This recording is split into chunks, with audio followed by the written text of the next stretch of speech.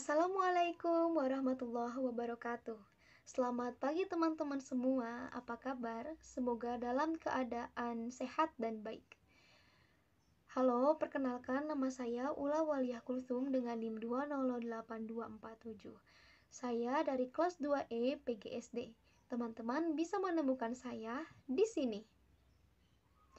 Baik, sebelum masuk ke bagian inti video, yaitu mengenai bencana alam yang terdapat pada buku tema kelas 1, tema 8, subtema keempat, sebaiknya kita berdoa terlebih dahulu, memohon kelancaran kepada Tuhan Yang Maha Esa sehingga teman-teman dapat memahami dan menyimak video ini dengan baik. Berdoa dalam hati mulai.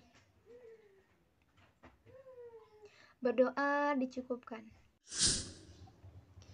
Adik-adik, cuaca sekarang ini tidak menentu. Kadang hujan, kadang juga cerah. Untuk itu, adik-adik harus menjaga kesehatan dengan benar. Dengan makan makanan yang bergizi dan olahraga yang teratur, insya Allah daya tahan tubuh adik-adik menjadi kuat sehingga tidak mudah terserang penyakit. Amin. Oh iya, apa adik-adik sudah melihat berita di televisi? Akhir-akhir ini terjadi banjir dan longsor di mana-mana. Apa adik-adik tahu kalau banjir dan longsor itu termasuk bencana alam? Kalau begitu, akan kakak jelaskan ya. Bencana alam adalah suatu peristiwa yang disebabkan alam seperti gempa bumi, angin topan, banjir, dan tanah longsor. Tapi adik-adik, ada juga loh peristiwa atau bencana alam yang sebagian besar terjadi karena ulah manusia, seperti bencana banjir dan tanah longsor. Bencana banjir bisa terjadi karena perilaku manusia terhadap alam di sekitarnya. Manusia seringkali membuang sampah sembarangan, seperti membuang sampah ke sungai, selokan, atau bahkan disimpan begitu saja di jalan. Padahal tempat-tempat itu bukanlah tempat sampah. Sampah yang dibuang ke sungai atau selokan bisa menyebabkan sumbatan air dan menyebabkan air meluap sehingga terjadilah banjir. Tahukah kamu? Baik adik-adik, di sini kakak akan menyebutkan daerah seperti apa saja yang rawan terkena banjir. Yang pertama, daerah dengan dataran rendah. Yang kedua, curah hujan di daerah tersebut cukup tinggi. Yang ketiga, daerah dengan sistem serapan air yang buruk. Dan yang terakhir adalah daerah aliran sungai. Kita lanjutkan. Lalu, tanah longsor. Bencana ini terjadi karena ulah manusia yang menebang pohon sembarangan. Mereka tidak menanam kembali pohon yang baru setelah menebang pohon.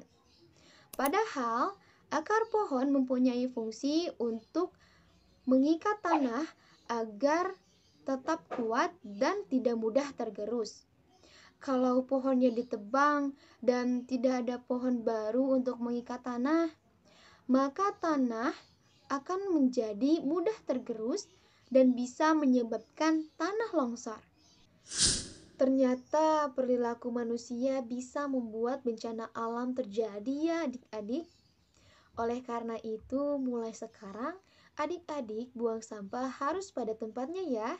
Jangan buang sampah sembarangan kalau tidak mau banjir terjadi. Apalagi membuang sampah ke saluran air seperti selokan ataupun sungai. Lalu jika adik-adik menebang pohon, jangan lupa untuk menanam kembali pohon yang baru agar tanah tidak mudah tergerus dan tidak terjadi longsor.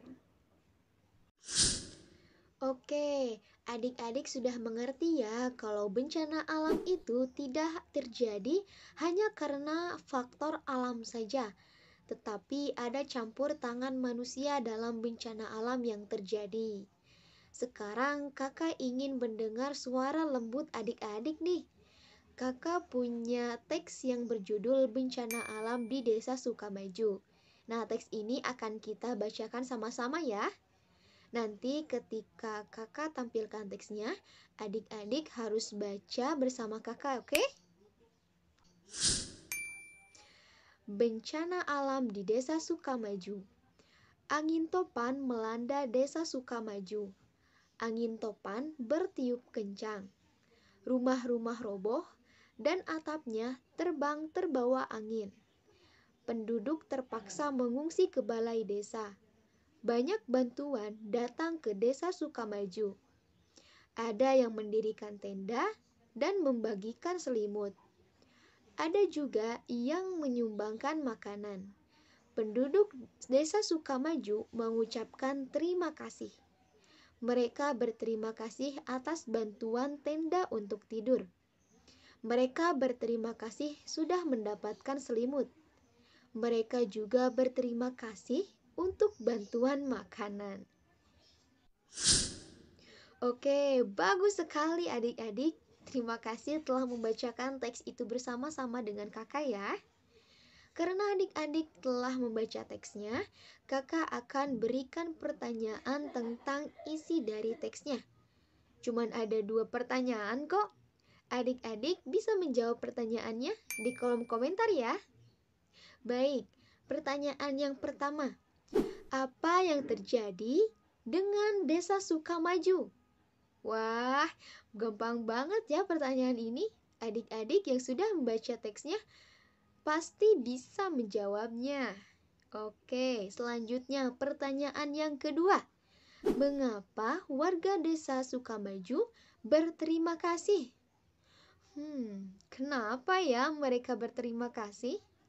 Adik-adik harus menulis jawabannya di kolom komentar ya. Kakak tunggu. Di bagian sebelumnya, adik-adik telah mengetahui mengapa penduduk Desa Sukamaju berterima kasih. Nah, sekarang kakak ingin bertanya, apa kalian pernah mengalami kesusahan? Coba ingat siapa yang menolong kamu waktu itu. Apa yang kamu ungkapkan jika ada yang menolong? Adik-adik, semua orang pasti pernah kesusahan. Seperti susah membuka bungkus permen misalnya. Adik-adik pasti minta dibukakan bungkus permennya kepada ayah, ibu, atau kakak. Ya, pokoknya orang yang lebih tua dari adik-adik. Nah, artinya ketika adik-adik ingin melakukan sesuatu tetapi tidak bisa, maka adik-adik harus meminta tolong kepada orang lain. Mungkin saja mereka bisa menolong adik-adik.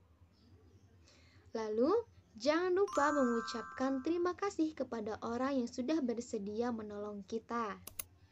Coba tulis di kolom komentar kesusahan apa yang pernah adik-adik alami dan dibantu oleh siapa waktu itu. Kalian tidak lupa mengucapkan terima kasih kan setelahnya? Bagaimana adik-adik membuat ungkapan terima kasih terhadap orang tersebut? Jangan lupa ditulis di kolom komentar ya. Kakak tunggu. Adik-adik, dalam teks bencana alam di Desa Sukamaju yang tadi telah kita bacakan bersama-sama, di sana disebutkan bahwa banyak bantuan yang datang ke Desa Sukamaju. Penduduk Desa Sukamaju kan sedang kesusahan. Jadi mereka membutuhkan bantuan atau pertolongan dari orang lain. Coba, ada gak yang masih ingat bentuk bantuan seperti apa yang didapatkan oleh warga Sukamaju? Kakak sebutkan ya. Yang pertama adalah dapat mendirikan tenda. Lalu yang kedua, dibagikannya selimut. Lalu yang ketiga, ada yang menyumbangkan makanan. Nah, apakah adik-adik pernah membantu orang yang kesusahan? Seperti yang dilakukan Beni dan keluarganya. Coba perhatikan percakapan mereka. Mereka berniat menolong korban bencana alam. Mereka bekerja sama untuk memberikan bantuan kepada penduduk Desa Sukamaju yang menjadi korban angin topan. Nah, kalau Benny dan keluarganya bekerja sama untuk memberikan bantuan kepada korban angin topan di Desa Sukamaju, adik-adik bisa bekerja sama bersama keluarganya di dalam rumah loh. Contohnya adalah adik-adik membereskan mainannya sendiri ketika selesai bermain. Nah, ini bentuk kerjasama dalam merapikan tempat tinggal. Adik-adik yang sudah pernah bekerja sama di rumah, coba tolong ceritakan pengalamannya di kolom komentar. Kakak tunggu ya. Alhamdulillah, video pembelajaran ini telah selesai. Jadi adik-adik, bencana alam adalah peristiwa yang disebabkan oleh alam. Tetapi perilaku manusia juga memiliki pengaruh terhadapnya. Banjir dan tanah longsor adalah contoh bencana alam dengan campur tangan manusia paling besar. Adik-adik sudah tahu ya, kalau kita perlu membantu orang yang kesusahan. Sebaliknya, jika kita yang menerima bantuan, jangan lupa ucapkan terima kasih. Selalu jaga kesehatan dengan makan makanan yang bergizi dan olahraga yang teratur, serta jagalah kebersihan baik diri sendiri maupun lingkungan. Jangan kemana-mana, tetap di rumah saja. Kalau terpaksa pergi keluar rumah, jangan lupa pakai masker dan pakai pakaian yang panjang ya. Sampai jumpa adik-adik. Wassalamualaikum warahmatullahi wabarakatuh.